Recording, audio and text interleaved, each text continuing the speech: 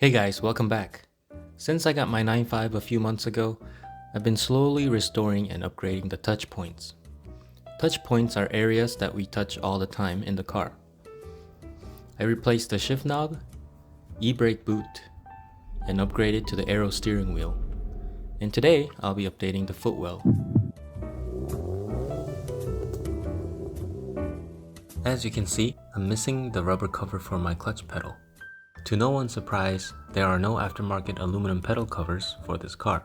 SAAB did offer sport pedal covers as a factory option, but those are $250 from Sweden, and I couldn't believe this when I saw it, but there are Hirsch pedals for $640. Nope. So instead, I got these pedal covers from AliExpress. These are actually for a Chevy Cruze and a few other GM cars. I figured they might fit since you know GM, and they cost basically nothing, so I just wanted to try them. Installing was super easy. I removed the old rubbers, put on the new rubbers, then put the metal covers on and push the tabs in.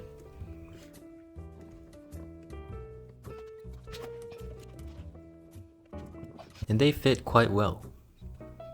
Next was the footrest. The stock footrest is just a gray plastic thing, so I got this metal one to replace it.